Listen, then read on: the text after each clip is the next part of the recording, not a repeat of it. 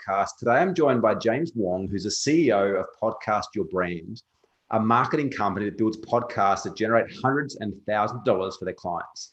Their market is very fast growing, and Podcast Your Brand is uniquely positioned to disrupt the entire industry with its unique approach to generating guaranteed ROI for their clients. They've worked with household names like Procter & Gamble and also smaller emerging brands, as well as thought leaders and knowledge experts to help rapidly accelerate growth in their category. Mate, Jay, welcome to the show. Yeah, Barry, super excited to be here and can't wait to dive in. We're trying to fix my lighting going on here because I know it's morning where I'm at and I think it's evening where you're at, but we're going to make this work and excited. Yeah, looking good. And if you're watching us live today on any of the platforms, welcome. So grateful you're here. I'm going to ask you to do two things. First of all, just hit the like button, the love button, wherever you are. Let us know that you are actually watching so Rafi can keep an eye out for questions. Number two, throughout the next half an hour, 40 minutes, please feel free to post any questions or comments you've got for myself or Jay throughout this entire episode. We'll get them fed through here from Rafi on my team, and we'll get them answered for you guys as well. So, Jay, let's dive into it. Like, podcast is an interesting thing because a lot of people think it's been around for a long time. It's kind of like it's past. It's maybe not as good of an opportunity right now as what it could have been. I think we're sort of still seeing the early adoption phase when it comes to podcasting. I'd love to know your thoughts on that. Yeah, no, Barry, I think you're pretty spot on when it comes to that, right? Because I know, especially even this past year, right? Spotify is making these moves, but hey, here's the news. If you want to look into Spotify, they've been making acquisitions to position themselves to do this for the last decade, right? Mm. And if we think about the podcasting landscape, right, there's probably about 2013, 2014, this rise of the thought leaders and the writers, the consultants, everybody's launching, these podcasts is even in the last few years, right? We've seen these numbers go up and up. I remember earlier this year, Apple's, they came out, they said, hey, we have over 1 million, podcasts now, right? But if we obviously compare that versus how many blogs there are out into the world, right? Versus how many websites there are, right? And then what are the statistics on the videos getting published every single day on YouTube or Instagram or TikTok, right? So it's like, if you really think about it, the uniqueness about podcasting, I think, is what makes it special, right? Because it's built for storytelling, it's built for long form. And, now we're seeing a lot of our clients in the, bigger companies or bigger associations leverage podcasts, almost using it as a private podcast, even though it's external, right? Which we could certainly dive into, but I definitely agree with you. I think we're in the early days of this, right? And I think people are still trying to figure out, how do we maximize, the entire channel, right? How do we create trackable results or, preferably a great ROI from doing all the content? Let's talk about the unique opportunity right now, because, I imagine there's a lot of business owners, entrepreneurs that are watching this right now. They might own a trades business, or they might own a gym or a yoga studio, right? Like, why should I, as a trades business owner, as a yoga studio owner, why should I consider even creating a podcast? Like, what are the benefits there for me, and would it work for all industries?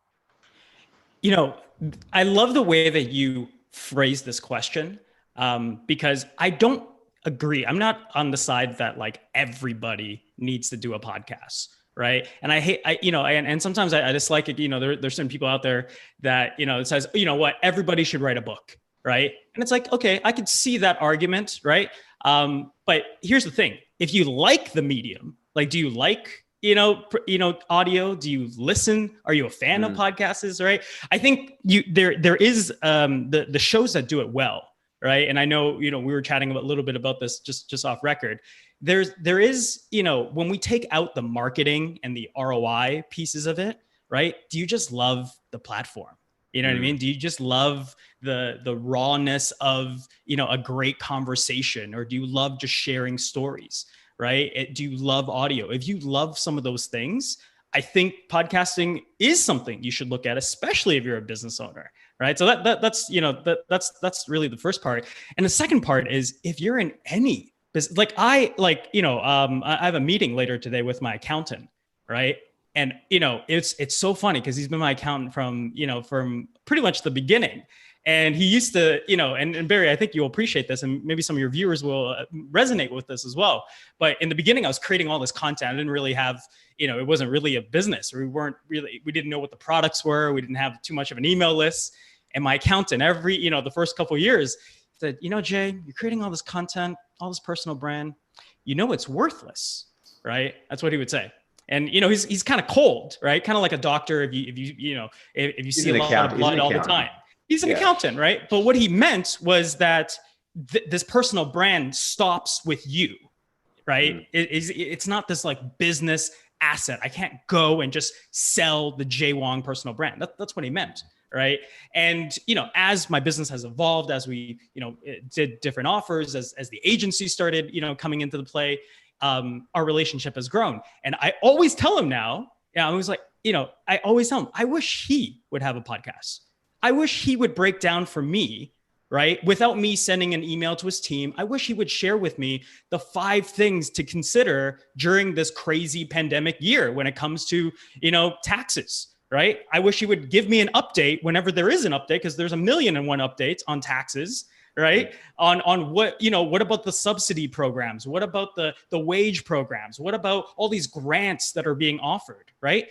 There's a part of it, and he runs a successful shop, and that's great. But I think there's a place where we could build a deeper relationship, right? Where all of a sudden I hear something that they're talking about, right? As an accounting firm, and I go, hey, help me with that application, right? I wasn't even a part of my awareness. Right. I don't know if that example makes sense, but I always, now it's the tables have reversed a little bit, right? Every time I see him, I'm like, hey, when he, he's building up his YouTube channel, I'm like, that's good. Right. But, podcasting, there's just this amazing ability to be able to tune in over these longer periods. Right. And I think that's where that intimacy comes into play. Yeah. And we're chatting a bit too offline. We've been running a podcast now for a couple of years. We've had a few million downloads, released an episode a week now for as long as I can remember.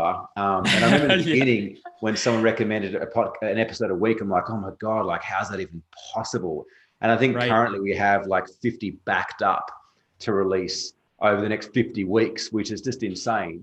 The one thing that we've noticed, which I never expected, like we never actually planned on monetizing it. Like it was more so like, how can we share what's going on with more entrepreneurs around the world? How can we overcome this myth that eventually like you won't have problems anymore in business? Like how can we help them to understand that their problems and their pitfalls and their pains are actually part of their prosperity and their purpose, right? And overcoming that and coming through that is what's going to create a phenomenal business. And that was where we started. And I think it was 50 episodes in. A client said to me, he's like, why aren't you monetizing it? Like, why aren't you asking for offers? But the interesting thing was, though, is not the monetization. I noticed that it had a significant improvement on the retention rate of my current clients. Like my current clients listen to the podcast. Like they have access to tons of training from myself and the coaches, yet many of them tune into the podcast, and our retention rate has gone up significantly as a result of them listening to the podcast. That was something I never expected. Yeah, it's like we're living in a world, Barry, which everything seems like it's on demand. You want something on Amazon, someone makes a book recommendation, someone makes a product recommendation, boom, it's there sometimes the same day, right? It's always shocking, right? I'm still not, used to that, right? You have to do a 14-day quarantine, no worries. Groceries delivered to you, meals delivered to you, right? Some of my friends that are single, there's all sorts of apps that are going on now, and all those apps are monetizing, right? We're living in this on-demand world, right? Yeah. And especially for people that wrote a check, that made a commitment to work with you guys, or to be in your coaching program, or to be a client of yours, you don't think that they're up at night sometimes thinking and having, not necessarily just doubts, but just, hey, how could I improve in this, right? How could our marketing game get a little better? How can my mindset get a little stronger, right? How can my sales get a little sharper, right? And it's these little kind of like touch points, that we end up creating with the podcast. And I love that you bring that up, because a lot of our clients, it's almost like we've almost like sometimes build content strictly for their clients, right? And existing clients, because yes, we can quote unquote monetize it as in, the traditional way with the sponsors and, with trying to get new leads from it. But what about people that already wrote you a check, right? Yeah. Can we increase the lifetime value of those individuals? And can we make them, these, not just these fans, but buyers that buy over and over and over again whenever there's a new program, whenever there's a new book, right? Because that's ultimately, in my opinion, we're creating this this self-sustaining company. And that's where I think the podcast really fits in, if you love the medium and if it makes sense for your business model. And let's be honest, like it's fairly easy to produce as well. Like if you haven't got a content strategy for your business right now, like it's fairly easy to get guest booked or to even do face to screen and record your own episode and have, virtual assistants cut and shut and edited and push it across all the different platforms. Like it's a very, and I found too, for me in the beginning, it was good accountability, knowing that shit, like I've got to produce an episode this week. So there's a lot of accountability to get that content going. I think with anything, consistency is the key. And that was now like it's a no-brainer. 2 years in, it's like, as I said, we're recording more than one episode a week. This is my second for today already. So we've got some questions coming in. If you are watching live, welcome. Again, ask you to do two things. Number one, just hit the like button, just to let Ruffy know that you're there, to keep an eye out wherever you're watching this on the interwebs. And number two, please keep your questions and comments coming through as we dive through this episode as well. Question here from Shane from Perth. Just trying to pick the brain of Jay when it comes to marketing technologies. Which are Jay's top 3 favorite cities that are the most appropriate for podcasting and for webinars? Top 3 cities? Is that what I heard right? Okay. Top 3 cities in terms of podcasting and webinars. Yeah, listeners. So that's a pretty interesting question, because we're living in a time where, we have clients, for example, that, their whole business is all about, they'll have a office building, 120, 150 employees, right? Multiple floors. They're paying 6 figures in rent a month, right? This is downtown Toronto. And they're ecstatic. Like they're like, it's almost like they just discovered, Zoom and doing virtual meetings. And now it's like, how can we keep the entire company virtual? And I feel like there's just been this shift massively, right? Especially this year, where the world's biggest companies are saying, hey, look, you could go virtual, right? And until the end of 2021, right? So in terms of cities, I really don't actually know what cities, quote unquote, would be best for webinars or podcasting. Because I don't know where you are, Barry, but it's amazing that, right, we have the technology to be able to do this, and we could be in 10, 12 different time zones apart, right? And it's evening, for you, morning for me, and we're able to still kind of connect with this. That's what I would say on that front. Yeah, I just add to that. We certainly haven't seen any cities that necessarily are better off with podcasting or not, because again, it's like go where your niche is, go where your audience is. Like if you're a local plumber, what's the point of running a podcast to America, for argument's sake? You can't service the audience there unless you have some sort of virtual offering. One thing I will say though is we found typically webinars haven't worked very well in Australia. Webinars seem to work really well in the States for some reason. Lead costs are really low, adoption rate, view rates are really high. In Australia, like it seems it's more expensive, like almost 3 times more expensive we found to get people to attend webinars. Now, that being said, we've certainly seen a shift this past 6 months because people are more open to the online virtual space now, because that's in many cases the only option that they have. But as a generalization over the last couple of years, that's something we've certainly noticed there, Shane. Thanks for your question, dude. And question here from Ryan from Sydney. For sure, Jay has his own loyal tribe audience following. When it comes to developing a super loyal tribe, many say it's starting with the 5 people you meet often, or execute Chet Holmes's Dream 100 strategy, which is a fantastic strategy. Question for Jay. What was Jay's mindset in building his own social network? Love this question. And first of all, this is a great question.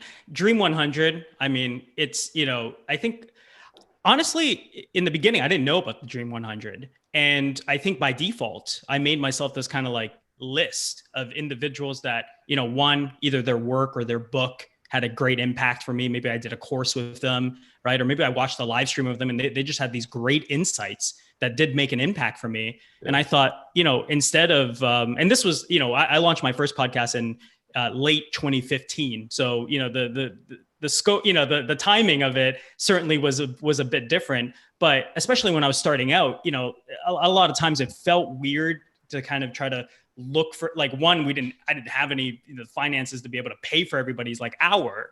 Right. And then it also felt weird to be like, oh, hey, could I, pick your brain for, let me pay for lunch and let me pick your brain. Right. I mean, how many times have business owners and entrepreneurs seen that email or seen that ask? Right. Yeah. And I always thought, well, heck, what if I just like have a show that has this massive question that clearly I would not be able to answer myself. Yeah. Right. And I can ask, Barry, I can ask whoever, right? New York bestselling author. I can ask course creator over here. I can ask thought leader over here that they have invested years, decades, right? Of their life, sometimes their life's work to be able to address said question.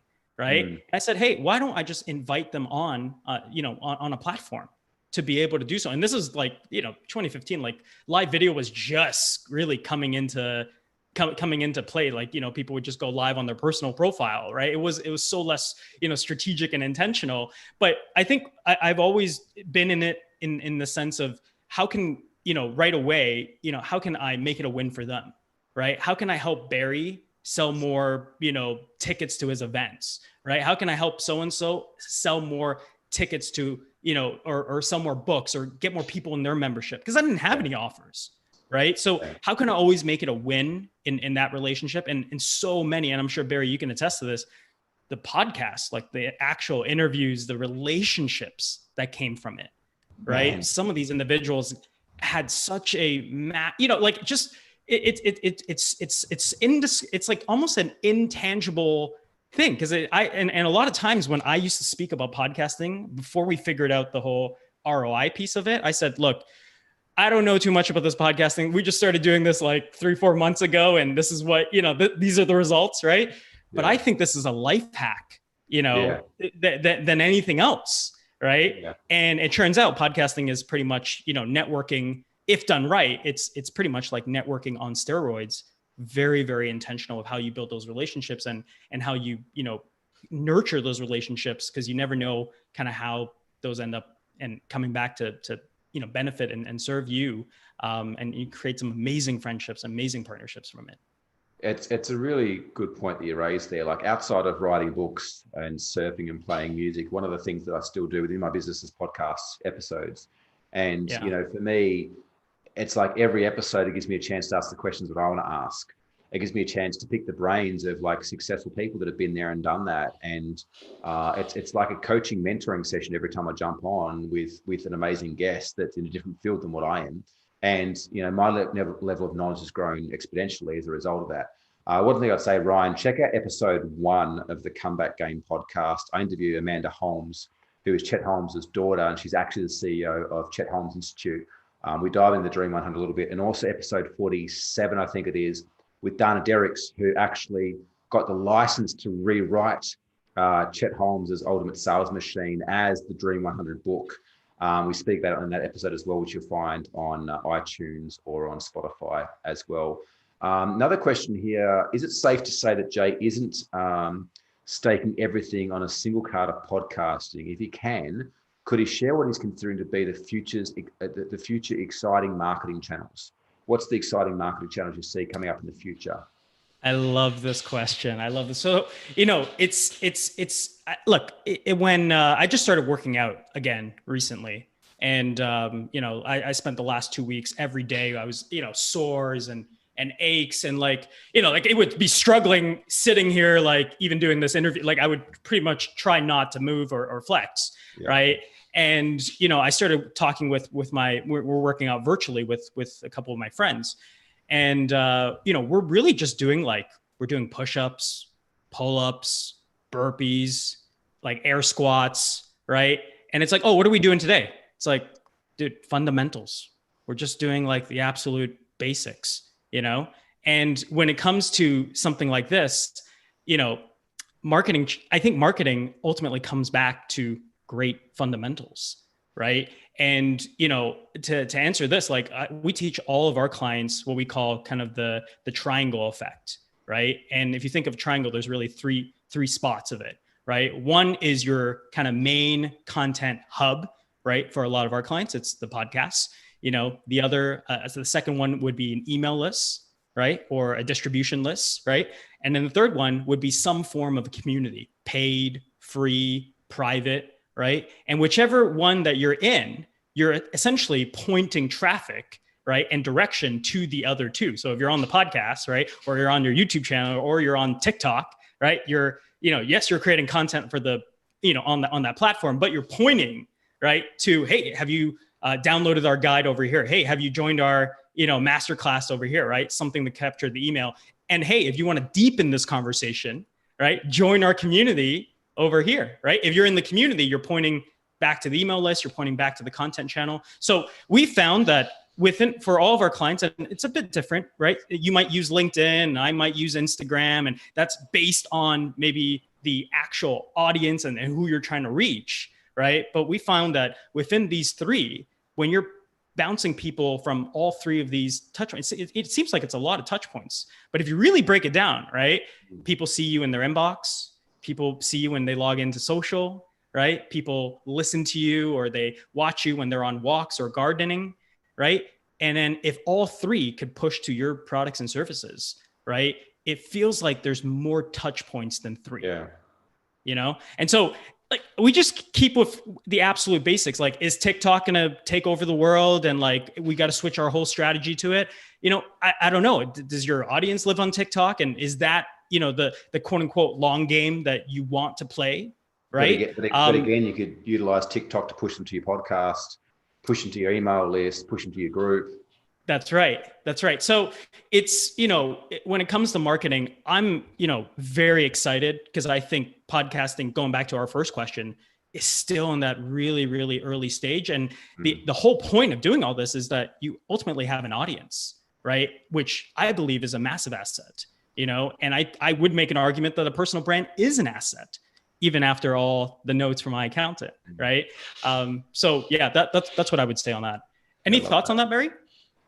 I see this a lot is business owners that are trying to market in 50 different directions. They're writing blogs, they're doing podcasts, they're on Instagram, they're on Facebook, they're on LinkedIn, they're building email lists, they're running funnels, they're trying to do YouTube, SEO, and they're giving everything like a half-assed approach and wondering why they're not getting the growth and the penetration and the traction they could be. And my I guess insight would be this is like, just pick one, like start with the fundamentals, understand like who's your niche, right? What problem you're solving, and then where are they hanging out, and go there first, right? Go there first, whether that's LinkedIn, whether that's on Facebook groups, whether that's on a podcast, build the thing up to where it's getting traction, momentum, systemize it, hire a team in to continue the growth of that, and then go, cool, where else are they hanging out? And build those three pillars that you talk about, which are fantastic pillars. But pick one first and get it to a position where it's doing great things and it's growing and it's producing results. Because otherwise, you're just kind of trying to juggle and you start getting results in. But most business owners aren't actually tracking things. If they are, they're not tracking the right things in the right way. So you can't freaking tell which thing is actually producing you the prospects or the clients in the day anyway, because you're doing 50 things. I went through this period where it was about a year ago. I was like, the advice I'm giving you guys now, I'm like, we're doing way too much and we're doing it all half-assed. Like, let's just stop. And we stopped a bunch of things, and those didn't actually change the leads we're getting come in, right? Nothing changed in that instance. There was no change in profitability. There was no change in revenue growth. Yet we had all this extra time. We had a bunch of extra time we could then devote back into our clients, back into the channels that we wanted to stay with and were working as well. So I think, again, like less is more.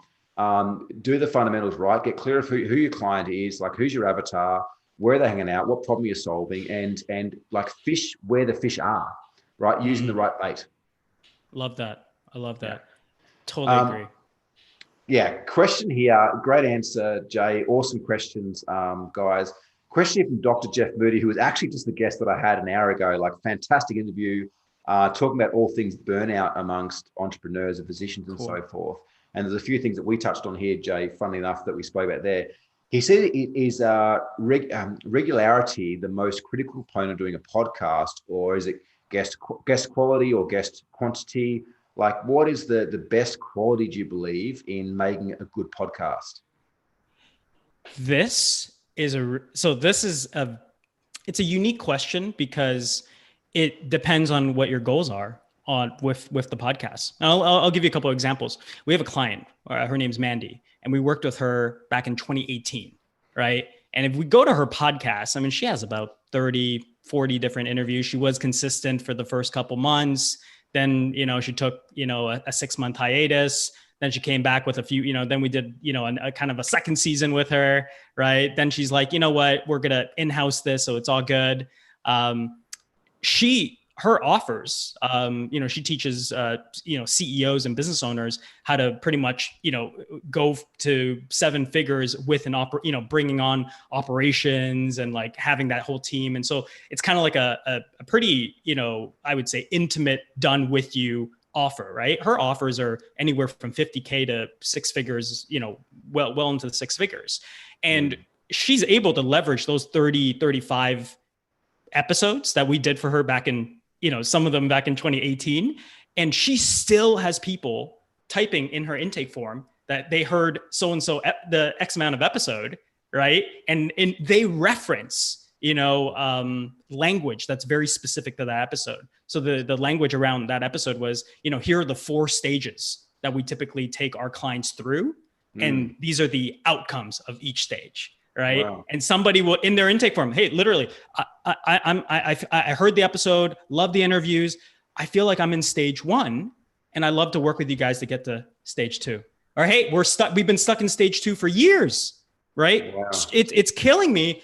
I need to get to stage 3 and maybe we want to sell our business, 5 years from now. Right. So we'd love to work with you. Right. And so it kind of debunks the entire myth of like, we got to be consistent. We got to be frequent. What are your downloads? Is it growing? She doesn't track any of those things. Right.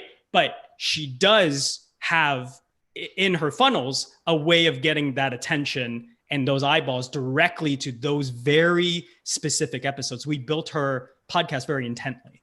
Right. We have other clients that they've been podcasting twice a week for 2 years. Okay. And it's an interview and it's a solo episode, right? They want to ultimately build this massive library for themselves where they're highlighting all the amazing people that have gone through their program, right? That have gone through their training and what they're doing, right? Sometimes they just do a round 2 because they like the person so much. It's like kind of like, hey, Barry, we had such an amazing conversation. Let's do a round 2, hop back on the podcast a year from now. Let's do a check-in with Barry. Right. And so their goals are very different. Their goals is how can we double, triple retention over the longest period. Right. And we want to be able to do this. And we want all of our clients to listen to this. Right. So it ultimately depends, on what it is that you want to be able to do. And the last thing I'll say on this, which is like a little bit of an asterisk, there is podcasting, not that there isn't an art form to Instagram and, blogging and, videos, 100% there is. But I would say podcasting, because a lot of times it's audio only, there is one of the things that I spend a lot of time coaching our clients and our CEOs. These are CEOs, business owners, right? So, when you tell them to, hey, explain this topic to me, right? Sometimes they just explain it, they'll just give you that direct answer. A lot of our coaching comes back to how could they effectively storytell even better, right? Which, as is just one of these like life skills, kind of like sales, kind of like persuasion, right? Kind of like copywriting, that it's like an endless potential of how you can get better at it, right? And I would say the best shows that I love are the hosts are the ones that they do such a great job at storytelling, at being able to lead, at being able to include everything else that's going on with their life, right? And that's one of the things that I, kind of look for, which is a little more on the artistic, creative side, right? You can't really like track it. There's no framework or script that I can give you that's going to make it that much better, because the way that you deliver it is going to be different than how I deliver it, right? It's just different energies, right? But it's also most likely different audiences. Yeah. Yeah, it's so true. There's something very captivating about people that tell phenomenal stories, and when we hear stories, they connect with different parts of the brain than facts and figures as well. There's a more of a, I guess, an emotional buy-in to that as well. So yeah, really great points. Jay, if someone's watching this and maybe wants to connect with you and find out more about the amazing services you guys have and how you can help them to grow and scale and monetize their podcast, what's the best way they can connect with you? Yeah. So, it's funny. We're in midst of rebranding and launching our own top 100 podcasts. So that's not out yet, but if you want to kind of keep up to date, if you've enjoyed this conversation, you can check us out at podcastyourbrand.co. Podcastyourbrand.co. Yeah. And if you're wanting to check out too or understand more about storytelling, there's a fantastic episode we recorded not too long ago, 105, with Gabrielle Doolin. And she's an expert at storytelling and helping people craft and tell better stories as well, funnily enough. Love that. Very interesting conversation. But definitely check out Jay if you wanted to find out more about podcasting, whether or not it's a fit for your business and for your market. And equally too, if you are a business owner, entrepreneur who's wanting to create a profitable and purpose-driven business that works without you, you can get a copy of my book, international Amazon bestseller in 6 hours from launch, which I'm pretty proud about. The feedback's been amazing, but this is literally 18 years of my life building businesses that are profitable and work without me in one book that will significantly fast track your results. So if you'd like to get a copy, we'll put the link in the bio as well. Jay, thank you so much for your time, man, and everything you shared. The questions that they asked today were fantastic as well, and really appreciate your responses for those too. Yeah, appreciate the questions, and yeah, Barry, this was fun. Yeah, thanks for coming on the show, mate. Appreciate it.